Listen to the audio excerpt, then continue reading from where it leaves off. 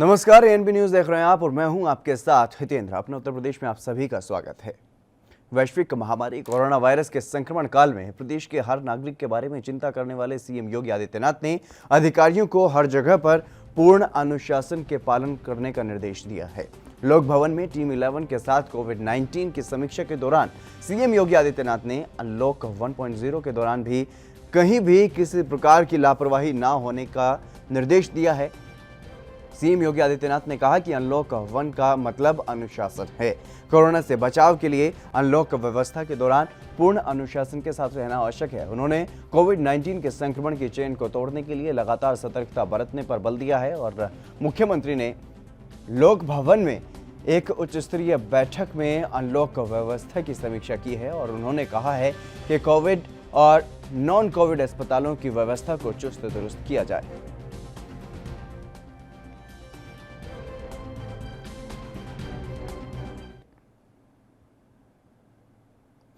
योगी सरकार ने राज्य में 14 आईपीएस अधिकारियों का ट्रांसफर कर दिया है। बताया जा रहा है कि जल्द ही आईएएस और पीसीएस अधिकारियों के भी ट्रांसफर हो सकते हैं और कई जिलों के कप्तानों को हटा करके उन्हें साइड पोस्टिंग दी गई है। और सबसे हैरान कर देने वाला तबादला प्रयागराज के एसएसपी सत्यार्थ अनिरुद्ध पंकज का है।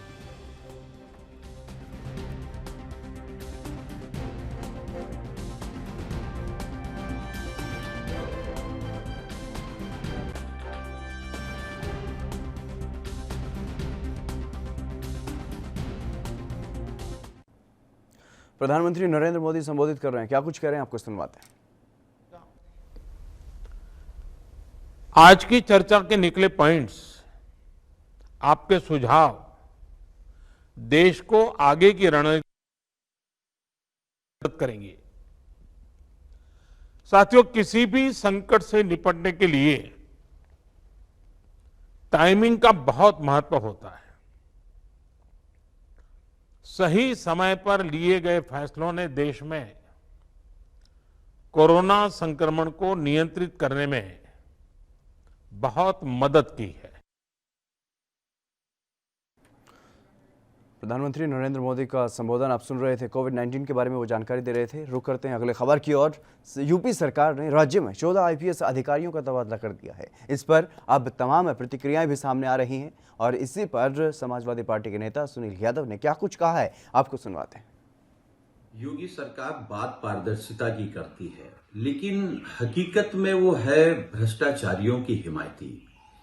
69,000 शिक्षक भर्ती घोटाला खोलने वाले प्रयागराज के कप्तान व उनकी टीम के दूसरे पुलिस अधिकारियों को योगी सरकार रात में हटा देती है। जब एसटीएफ और पुलिस उनके मंत्रियों के करीब पहुंच रही थी, उनके बड़े अधिकारियों के करीब जांच पहुंच रही थी, तब उनको हटा करके ये एक मैसेज दिया गया है कि भ्रष्टाचारियों पर जो भी हाथ डालेगा उसको पदमुक्त कर दिया जाएगा।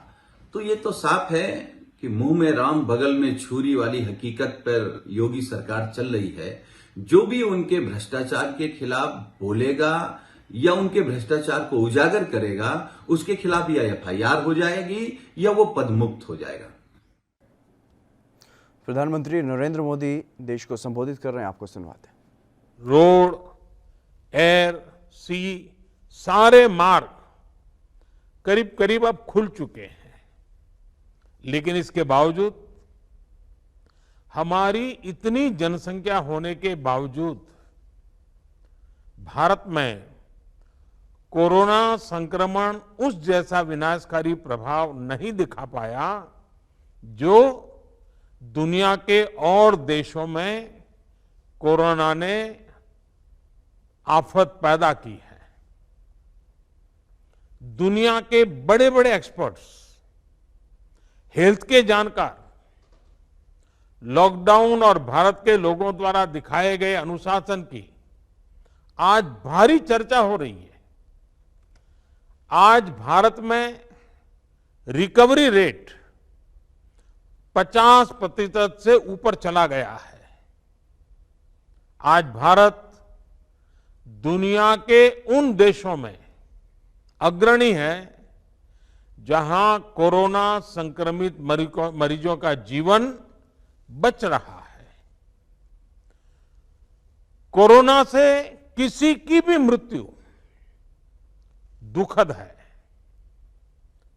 हमारे लिए किसी एक भारतीय की भी मृत्यु असहज करने देने वाली है।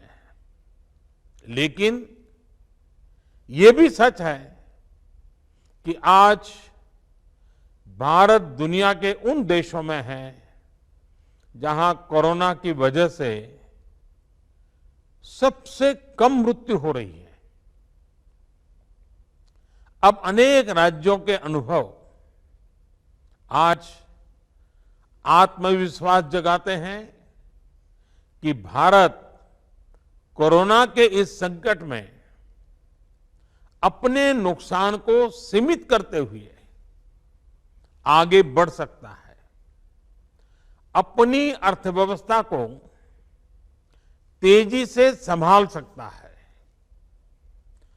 साथियों, बीते 2 हफ्ते के अनलॉक 1 ने हमें एक बड़ा सबक ये भी दिया है कि अगर हम नियमों का पालन करते रहें, सारे दिशा निर्देशों को मानते रहे, तो कोरोना संकट से भारत को कम से कम नुकसान होगा। इसलिए मास्क या फेस कवर, उस पर बहुत ज्यादा जोर देना अनिवार्य है, आवश्यक है। बिना मास्क या फेस कवर के घर से बाहर निकलने की अभी कल्पना करना भी सही नहीं है। ये जितना खुद उस व्यक्ति के लिए खतरनाक है, उतना ही उसके आसपास के लोगों के लिए भी। इसलिए 2 गज की दूरी का हमारा मंत्र हो, दिन में कई बार 20-20 सेकंड के लिए साबुन से हाथ धोने की बात हो, सैनिटाइजर का इस्तेमाल हो, ये सभी बहुत गंभीरता से किए जाने चाहिए। खुद की सुरक्षा के लिए, परिवार की सुरक्षा के लिए, विशेषकर घर के बच्चों और बुजुर्गों की सुरक्षा के लिए ये बहुत जरूरी है। चलिए रुक करते हैं खबरों की तरफ। सूबे में हुए पशुधन टेंडर घोटाले के मामले में विपक्ष सरकार को घेरने में लगा हुआ है। इस पर भी समाजवादी पार्टी के नेता सुनील यादव ने इस मसले पर सरकार को घेरने का काम किया है। आइए सुनवाते हैं क्या कुछ कहा है उन्होंने। देखिए, योगी सरकार का ये कोई पहला घोटाला नहीं है। आप पशुधन घोटाले की बात कर रहे हैं, 69,000 शिक्षक घोटाला हो गया, 68,500 का घोटाला शिक्षक भर्ती का हो गया, पीडीएस घोटाला हो गया, पीडब्ल्यूडी घोटाला हो गया, स्कूल के जूते मोजे का घोटाला हो गया, पंचायती राज घोटाला हो गया, डीएलएफ घोटाला हो गया, होमगार्ड घोटाला हो गया, एलडीए घोटाला हो गया, स्टाम्प घोटाला हो गया, पीएफ घोटाला हो गया, बदायूं स्टाम्प घोटाला हो गया, पीपीटी किट घोटाला हो गया। तो ये तो घोटालेबाजों की सरकार है। और जो पशुधन घोटाला हुआ है, वो सचिवालय में दलाल ऑफिस बना लिए, जहां मंत्री, मुख्यमंत्री, उप मुख्यमंत्री बैठते हैं, उन्हीं के बगल में। आप सोचो, माननीय मुख्यमंत्री जी के ऑफिस के बगल में ही दलालों के और भ्रष्टाचारों का ऑफिस है। तो मुझे लगता है कि दोनों ऑफिस में बिना कनेक्शन के ये भ्रष्टाचार नहीं हो सकता। तो इसमें योगी सरकार के बड़े मंत्री, बड़े अधिकारी सब शामिल हैं। देखिए, कोरोना वैश्विक महामारी से पूरी दुनिया लड़ रही है। हमारा देश भी लड़ रहा है, बहुत मजबूती के साथ लड़ रहा है, लेकिन देश की सरकार नहीं लड़ पा रही है। शायद वो समझ नहीं पाए उनकी रणनीति क्या रही है। जब 200 कुछ पेशेंट थे इस देश में, तो पूरा देश लॉक था, घर घर लॉक था। और जब 3 लाख पार कर गए तो सब कुछ खुल गया। भारतीय जनता पार्टी के गृह मंत्री जी रैलियां कर रहे हैं, उनको बिहार, बंगाल का चुनाव दिख रहा है, देश मरने की कगार पे खड़ा है। तो जब इनको अपनी भूमिका निभानी चाहिए थी। अमित शाह जी आज बैठक कर रहे हैं ना, क्या करेंगे बैठक करके? प्रवासी मजदूरों को पैदल जाने दिया, ट्रकों में जाने दिया, बस तक नहीं चलाई, ट्रेन तक आपने सही समय पर नहीं चलाई। एक तरफ आप चुनावी रैली कर रहे हैं, दूसरी तरफ आप नाटक कर रहे हैं कि हम कोरोना से लड़ रहे हैं। तो भारतीय जनता पार्टी की सरकार ने, मोदी जी की सरकार हो या उत्तर प्रदेश में योगी जी की सरकार हो, लोगों को मरने के लिए छोड़ दिया है। ये केवल महामारी में भी भ्रष्टाचार और राजनीति कर रहे हैं, इसके अलावा कुछ नहीं कर रहे हैं। पशुधन टेंडर घोटाले के सामने आने के बाद से योगी सरकार को विपक्ष निशाने पर ले रहा है और समाजवादी पार्टी के नेता अनुराग भदौरिया ने अब यूपी सरकार को घेरा है। देखिए, जब से उत्तर प्रदेश के अंदर में भारतीय जनता पार्टी की सरकार बनी है, घोटाला पे घोटाला हो रहे हैं। एक घोटाला बड़ा होता है, सरकार तुरंत आती है, एसटीएफ जांच के आदेश दे देती है, फिर वो जांच चलती रहती है सालों साल तक, फिर नया घोटाला हो जाता है, फिर जांच होती रहती है। माने जांच घोटाला, ये जांच भी एक घोटाला है इनकी, जो चलती रहती है, उसका कहीं रिजल्ट ही नहीं आता। अरे भैया, आपके लोग पकड़े गए, मंत्री जी का वहाँ निजी सचिव पकड़ा गया, भाई किसी के सह पे तो पैसा ले रहा होता ना, तो आपने उस एक्शन लिया? कोई एक्शन नहीं, मंत्रियों पे कोई एक्शन नहीं। माने मेरा कहने का मतलब भारतीय जनता पार्टी के नेताओं पे कोई एक्शन नहीं। कहीं ना कहीं कोई नेता तो इन्वॉल्व होगा, तभी तो पैसा ले रहे होंगे ना। तो जांच और घोटाला चलता रहेगा, उसमें आप अपने लोगों को बचा लोगे।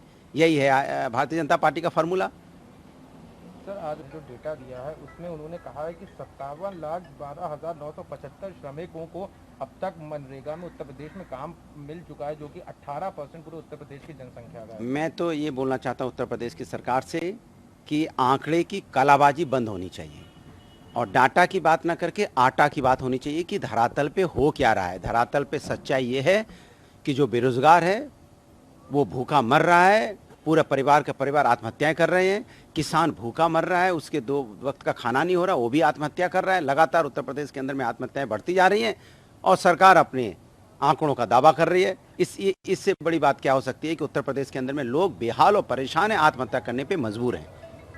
सर, ऐसे ही जो श्रमिक नहीं भी, उनको भी बहुत नौकरियां मिली, उत्तर प्रदेश सरकार कह रही है। मैं कह उत्तर प्रदेश सरकार तो बहुत कुछ कहती है। उत्तर प्रदेश सरकार तो ये भी कहती है कि हम बहुत जीरो टॉलरेंस हैं, पारदर्शिता है, लगातार घोटाले नहीं हो रहे हैं।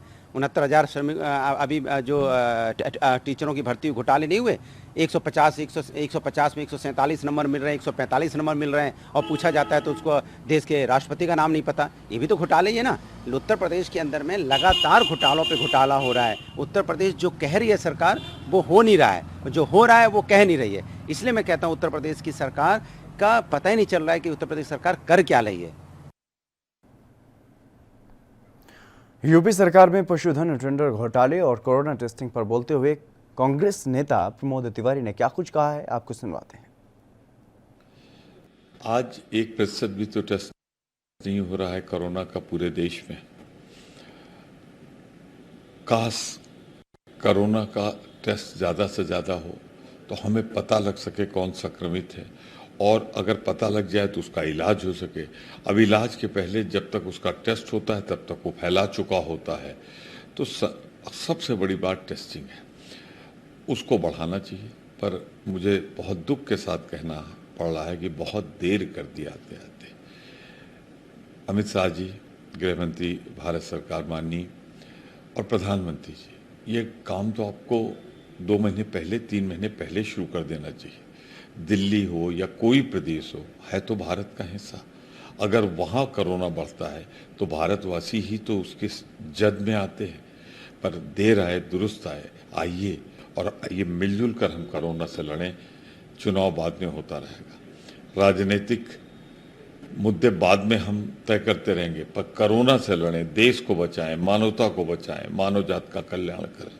झूठ, खिसियाहट, बकवास, बेबुनियाद, आधारहीन आरोप लगाकर उन पे जो मुकदमे कायम किए गए हैं, मैंने देखा सब कुछ। उसमें कहीं से भी, उसमें दिग्विजय सिंह जी क्या कर सकते हैं? सोशल मीडिया पे जो बहुत सी बातें चलती रहती हैं, जो बहुत से लोगों के संज्ञान में आती रहती हैं, अब उसको उन्होंने एक बना के, लेकिन डरने वाले न दिग्विजय सिंह है न कांग्रेस है। जो बाई इलेक्शन हो रहे हैं और जिनमें अभी तक के जो रुझान आ रहे हैं, उससे ऐसा लगता है कि भारतीय जनता पार्टी का सफाया हो गया है। तो खिसियाहट में उठाया गया कदम है। मुझे पूरा विश्वास है कि हमें न्याय मिलेगा। दिग्विजय सिंह जी के साथ हम सब हैं। अभी तो घोटालों की सरकार बन गई है। अभी कानपुर डेवलपमेंट अथॉरिटी के वाइस चेयरमैन के लिए कितने बड़ा रिश्वत कांड हुआ, कितने लोग पकड़े गए। शिक्षक भर्ती घोटाला, अनामिका के नाम पर कितने लोग काम कर रहे हैं, तीसरा घोटाला। और चौथा, मध्य प्रदेश से एक व्यक्ति को लाके सचिवालय का दुरुपयोग किया गया, मंत्री कक्ष का दुरुपयोग किया गया। तो इसके तार अब तो लगता है सारे भ्रष्टाचार के कीर्तिमान टूट जाएंगे इस सरकार में। अयोध्या की आचार्य पीठ तपस्वी छावनी के परमहंस आचार्य ने आज केंद्र सरकार से हिंदुस्तान को एक हिंदू राष्ट्र घोषित करने की मांग करते हुए क्या कुछ कहा है, आपको सुनवाते हैं। हिंदुस्तान को हिंदू राष्ट्र घोषित करने के लिए मैं जगत गुरु परमहंस आचार्य पीठ तपस्वी जी की छावनी से केंद्र सरकार और राज्य सरकार को पहले ही मैं अवगत करा चुका हूं, और अगर ये नहीं पूरा हुआ तो 12 अक्टूबर से मैं आमरण अनशन करने वाला हूं। इस महासंकल्प की पूर्ति के लिए आज हमने जो है तो माता सीता कृपा वर्षा महायज्ञ का आयोजन किया हूं, क्योंकि माता का स्थान सर्वोपरि है और जितने भी हमारे देवी देवता हैं सबसे पहले मातृशक्ति हैं, सीताराम, राधेश्याम, लक्ष्मी नारायण इत्यादि। तो इसलिए जगत जननी भगवती माँ का आज विशेष अर्चन पूजन किया गया इस महायज्ञ के माध्यम से। और माननीय प्रधानमंत्री नरेंद्र मोदी और उत्तर प्रदेश के यशस्वी मुख्यमंत्री श्री योगी आदित्यनाथ जी, ये दोनों महापुरुष मिलकर के निश्चित रूप से इस महासंकल्प को पूरा करेंगे, क्योंकि मोदी है तो मुमकिन है। क्योंकि देश का विभाजन जब जो धर्म के आधार पर जब हुआ और जो समझौता था उसका पालन पाकिस्तान में नहीं किया गया। पाकिस्तान में हिंदुओं के साथ अत्याचार लगातार हुए और जो हिंदू इस्लाम कबूल नहीं किया उसको मौत के घाट उतार दिया गया। और यहां तक कि अभी भी जो बचे खुचे हिंदू हैं वो धार्मिक प्रताड़ना के शिकार हैं। और भारत में भी देश विरोधी नारा लगना शुरू हो गया है, सेना पर पत्थरबाजी शुरू हो गई है, देश की राष्ट्रीय संपत्ति में आग लगाने लग गए हैं। तो जब मुसलमानों को भारत से प्रेम नहीं है, इससे सिद्ध हो रहा है कि मुसलमानों को यहां शरणार्थी बन के तो रह सकते हैं, लेकिन यदि नागरिक बन के रहे तो आने वाले समय में वही स्थिति हिंदुओं की होगी जो पाकिस्तान में हुई है। राजधानी लखनऊ के वीवीआईपी गेस्ट हाउस की दीवार पर मंगलवार को किसी ने विवादित पोस्टर लगा दिए, जिसमें प्रधानमंत्री नरेंद्र मोदी, मुख्यमंत्री योगी आदित्यनाथ सहित बीजेपी के कई नेताओं और यूपी के कैबिनेट मंत्रियों की तस्वीरें लगाई गई और जानकारी मिलते ही पुलिस ने पोस्टर हटवा दिए। पोस्टर में योगी सरकार पर 69,000 सहायक शिक्षक भर्ती और पशुधन विभाग में टेंडर घोटाले में हुए कथित भ्रष्टाचार का जिक्र किया गया था। हालांकि दोनों ही मामलों में पुलिस ने कई आरोपियों को गिरफ्तार अभी तक कर लिया है।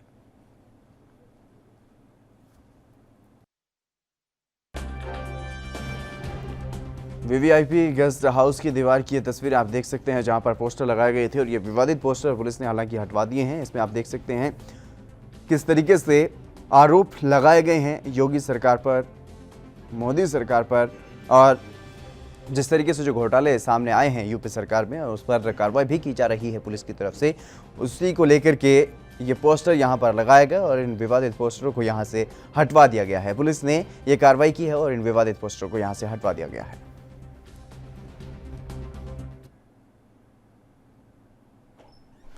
जनपद सहारनपुर की नकुड़ विधानसभा के गांव तिरपड़ी के किसान नरेंद्र राठी के पुत्र चिराग राठी जनपद में लिटिल आर्या भट्ट के नाम से प्रसिद्ध हो चुके हैं और तिरपड़ी गांव में ही जिला सिंह पब्लिक इंटर कॉलेज में शिक्षा ग्रहण करने वाले चिराग राठी को 100 करोड़ तक जुबानी पहाड़ी याद हैं।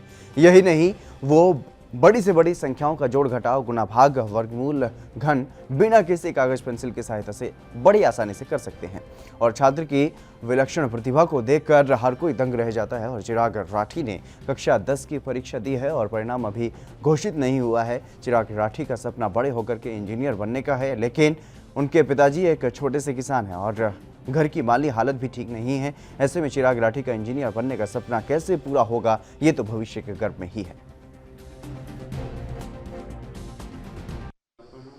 मेरा नाम नरेंद्र सिंह है। मैं चिराग राठी का पिताजी हूँ। ये बच्चा शुरू से ही इसी विद्यालय में पढ़ता है और विद्यालय परिवार ने इस बच्चे को निखारने के लिए पूरा सहयोग प्रदान किया है। बहुत मेहनत करता है तथा आगे भी हम इस प्रतिभा को निखारने के लिए सरकार से गुजारिश करते हैं कि इस प्रतिभा को निखारने के लिए कहीं बाहर अच्छे कॉलेज में हमारी मदद करें। मैं अपने अध्यापकों और अपने माता पिता के सहयोग से ही यह सब हासिल कर पाया हूँ और मैं लगातार दिन में 3 से 4 घंटे तक प्रैक्टिस करता हूँ। कितनी संख्या होगा आप जो घटा कर सकते हैं? मैं 100 करोड़ तक के पढ़ सुना सकता हूँ और लाखों करोड़ों की संख्या में जोड़ घटा और हजारों सैकड़ों की संख्या में गुना भाग और वर्गघन आदि निकाल सकता हूँ। अब आगे आपका क्या लक्ष्य है? मैं आगे जाकर एक साइंटिस्ट बनना चाहता हूँ। चर्चित शिक्षिका अनामिका शुक्ला प्रकरण में सहारनपुर पुलिस को बड़ी कामयाबी हासिल हुई है। पुलिस ने अनामिका के नाम पर सहारनपुर के कस्तूरबा गांधी विद्यालय में नौकरी करने वाली फर्जी अनामिका को मैनपुरी से गिरफ्तार कर लिया है। पूछताछ में भावना ने बताया है कि मास्टरमाइंड पुष्पेंद्र ने नौकरी दिलाने के नाम पर उससे 4 लाख रुपए लिए थे और मैनपुरी से भावना को गिरफ्तार करने के बाद पुलिस सोमवार रात उसे लेकर के सहारनपुर पहुंची। यहाँ उसे महिला थाने में रखा गया। सहारनपुर के कस्तूरबा गांधी विद्यालय में भावना ने अनामिका शुक्ला के नाम से नौकरी की थी और मामला खुलने के बाद 7 जून को बेसिक शिक्षा अधिकारी की ओर से जनकपुरी थाने में मुकदमा दर्ज करवाया गया था और इसी मामले की जांच कर रही जनकपुरी पुलिस अनामिका शुक्ला के नाम से सहारनपुर में नौकरी कर रही फर्जी शिक्षिका की तलाश कर रही थी। ये हमारे यहाँ एक महिला थी जो किसी के डॉक्यूमेंट्स पे नौकरी कर रही थी महेशराव मुजफ्फराबाद में। इनको पुलिस ने गिरफ्तार कर लिया है और भी हम लोग जांच करा रहे हैं, आधार कार्ड वेरिफिकेशन करा रहे हैं। जो भी फर्जी पाएगा उसके खिलाफ FIR हम लोग कराएंगे, उनकी गिरफ्तारी हम लोग कराएंगे। सर कुछ और नाम उजागर? नहीं, अभी तो कोई नाम उजागर नहीं हुआ, लेकिन हम लोग जांच करा रहे हैं। 20 तारीख तक हमारे यहाँ 20 जून तक जांच होगी।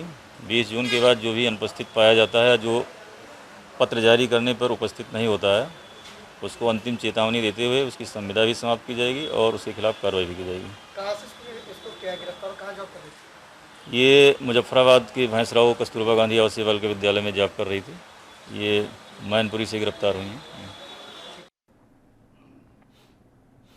शामली में कोरोना से पहले मौत का मामला सामने आया है। कोरोना पॉजिटिव एक महिला की मौत हो गई है और मेरठ मेडिकल कॉलेज में महिला का इलाज चल रहा था। ज्यादा जानकारी देते हुए डीएम जसजीत कौर ने क्या कुछ कहा है, आपको सुनवाते हैं। शामली जनपद की एक महिला जो थाना भवन की निवासी थी, उनकी मेरठ मेडिकल कॉलेज में मृत्यु होने की सूचना प्राप्त हुई है। ये महिला मेरठ मेडिकल कॉलेज में सैंपलिंग के दौरान पॉजिटिव पाई गई थी। इनकी डिलीवरी 3 तारीख में इसी महीने में मुजफ्फरनगर के किसी अस्पताल में हुई थी और प्राप्त सूचना के अनुसार तब से ये बीमार चल रही थी और मुजफ्फरनगर के अस्पताल से आगे मेरठ मेडिकल कॉलेज रेफर हुई। वहीं उनकी हालत बिगड़ी और वहीं उनकी जो है डेथ हो गई। ताज नगरी आगरा में कोरोना संक्रमितों का आंकड़ा हर दिन बढ़ता जा रहा है और ऐसे में भी अनलॉक 1 के चलते लोग बड़ी संख्या में नियमों का पालन नहीं कर रहे हैं। लोग अपने घरों से बिना मास्क और सैनिटाइजर के ही निकल रहे हैं। जो लोग अनावश्यक रूप से अपने घरों से बाहर निकल रहे हैं और मास्क नहीं लगाए हुए हैं, उन पर आगरा पुलिस 188 के तहत और 2 पहिया वाहन का चालान कर रही है और कार्रवाई ऐसे लोगों पर की जा रही है। ANB न्यूज के संवाददाता ने ट्रैफिक पुलिस अधिकारी दीपक गौतम के साथ खास बातचीत की है।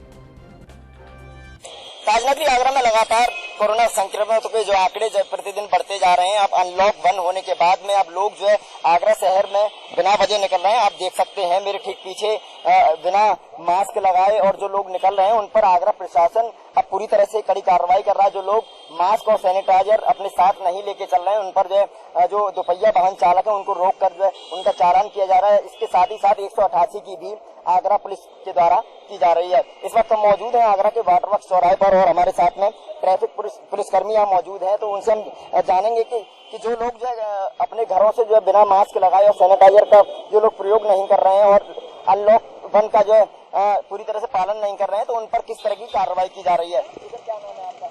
मेरा नाम दीपक गौतम है। दीपक जी, जिस तरीके से कोरोना संक्रमित अब प्रतिदिन बढ़ते जा रहे हैं अपने आगरा शहर में और ऐसे में लोग जो बिना मास्क लगाए घूम रहे हैं, तो उन पर किस तरह की कार्रवाई की जा रही है?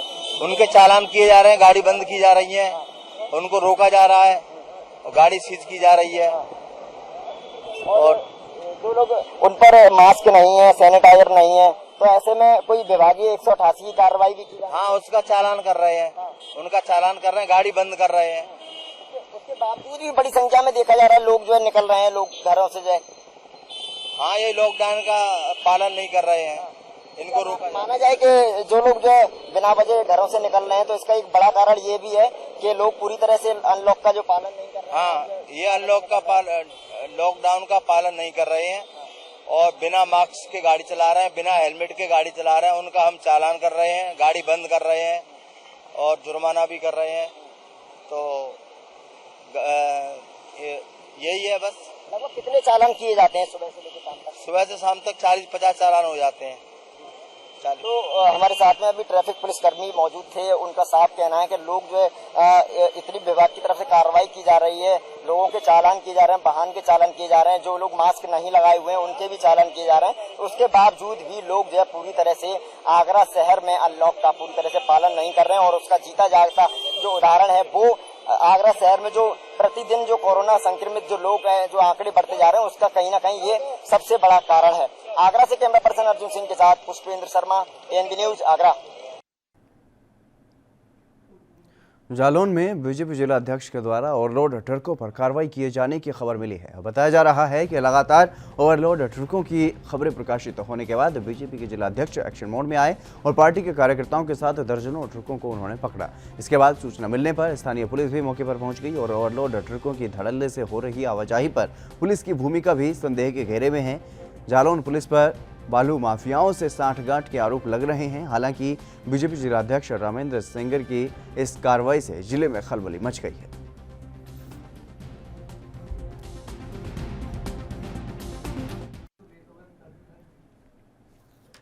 उत्तर प्रदेश परिवहन निगम ने सूचना देने के बावजूद भी उपस्थिति दर्ज न करने के चलते सहारनपुर के 7 चालक और परिचालकों को बर्खास्त कर दिया गया है।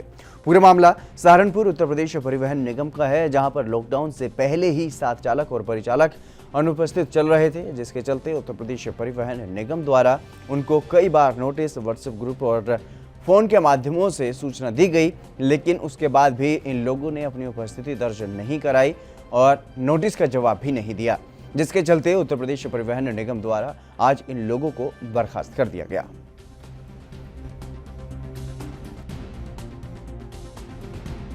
में ये लोग बिना किसी सूचना के अनुपस्थित चल रहे थे। इन लोगों घर पे नोटिस भी भेजे गए। एक चालकों पर चालकों का व्हाट्सएप ग्रुप बना हुआ, उससे संदेश दिया गया, इन लोगों को फ़ोन भी किया गया और ये लॉकडाउन से पहले से ही अनुपस्थित थे। तो इनको बुलाने के बाद भी इन्होंने कोई सहयोग नहीं किया, कोई संचालक ने सहयोग नहीं किया, कोई अपनी उपस्थिति दर्ज नहीं की, कोई सूचना नहीं दी। इसलिए कार्रवाई करना जरूरी हो गया था और इसीलिए इनके खिलाफ कार्रवाई की गई, इनकी संवेदना साथ। सर कितने दिनों से अनुपस्थित चल रहे थे? ये मार्च से अनुपस्थित थे लगातार। सर अभी और कोई कार्रवाई? अभी 18 लोग और ऐसे हमने चिन्हित किए हैं, उनके घरों पर नोटिस भेजे गए हैं। उनमें से कुछ लोग आ भी गए हैं और यदि वहाँ के लास्ट तक वो लोग भी उपस्थित नहीं होते तो उनके विरुद्ध भी इस तरह कार्रवाई की जाएगी, क्योंकि हमारा एक व्यवसाय है और हम जनता से जुड़े हुए लोग हैं। हमें जनता को सुविधा भी देनी है। हम लोग ऐसी परिस्थितियों में भी ऐसा काम करते हैं, हमने आपको सुरक्षित भी रखना है और काम। बहराइच में एक सिपाही ने रिश्वत लेकर निर्दोष युवक को दूसरे के घर से उठाकर 9 जून को चरस बरामदगी दिखाकर के जेल भेजा था और चरस तस्करी में फंसाने के लिए सिपाही की ओर से 5,000 रुपये घूस लेने का वीडियो भी सोमवार को सोशल मीडिया पर वायरल होते ही विभाग में हड़कंप मच गया। एसपी ने मामले को संज्ञान में लेकर जाँच करवाई तो प्रथम दृष्टया प्रकरण सही पाया गया और सिपाही को निलंबित कर दिया गया है। कार्रवाई में लापरवाही बरतने वाले देहात कोतवाल को भी एसपी ने लाइन हाजिर कर दिया है और एसपी के आदेश पर सिपाही के खिलाफ भ्रष्टाचार निवारण अधिनियम के तहत कोतवाली देहात में केस दर्ज किया गया है और इसकी जांच सीओ सिटी टीएन दुबे को सौंपी गई है। पूरे प्रकरण की जांच एसपी ने एएसपी ग्रामीण रविंद्र सिंह को सौंप दी है। के कोतवाली देहात के अंतर्गत आज एक वीडियो वायरल हो रहा है जिसमें एक आरक्षी जिसका नाम सुरेंद्र सिंह है उसको किसी व्यक्ति से 5,000 रुपये लेते हुए दिखाया गया है। इस संबंध में थाने पर संबंधित आरक्षी के विरुद्ध भ्रष्टाचार निवारण अधिनियम के अंतर्गत अभियोग पंजीकृत कराया जा रहा है तथा उसकी विवेचना क्षेत्राधिकारी नगर द्वारा संपादित की जाएगी। संबंधित आरक्षी को निलंबित कर दिया गया है। इस संबंध में एक आरोप यह भी लगाया गया है कि उक्त आरक्षी ने किसी व्यक्ति को फंसाने के उद्देश्य से ये पैसे लिए थे और उस व्यक्ति के विरुद्ध एनडीपीएस के अंतर्गत कार्रवाई की गई है। संबंधित एनडीपीएस की विवेचना क्राइम ब्रांच को हस्तांतरित की गई है तथा इस संबंध में उक्त अपराधी के परिजनों की तहरीर को भी उस विवेचना में सम्मिलित किया जाएगा। साथ ही इस संपूर्ण प्रकरण की जांच अपर पुलिस अधीक्षक ग्रामीण को दी गई है। इस जांच के दौरान जो भी दोषी व्यक्ति आएंगे उनके विरुद्ध भी कार्रवाई सुनिश्चित की जाएगी। थाना प्रभारी कोतवाली देहात को भी शिथिल पर्यवेक्षण के ड्रग्स विभाग के अधिकारियों ने ग्रेटर नोएडा के सूतियाना गांव में अवैध रूप से चल रहे मेडिकल स्टोर पर छापा मारकर 1 लाख रुपए से भी ज्यादा की दवाओं को जब्त किया है और दवाओं के नमूने लेकर जांच के लिए भेज दिए गए हैं। अधिकारियों का कहना है कि इस अवैध मेडिकल स्टोर से काफी मात्रा में नशीली दवाइयां भी बरामद की गई हैं, जिन्हें ग्रामीणों को बेचा जा रहा था और अधिकारियों का ये भी कहना है कि दवाओं की जांच रिपोर्ट आने पर आरोपी के खिलाफ न्यायालय में औषधि एवं प्रसाधन अधिनियम के तहत मुकदमा दर्ज किया जाएगा।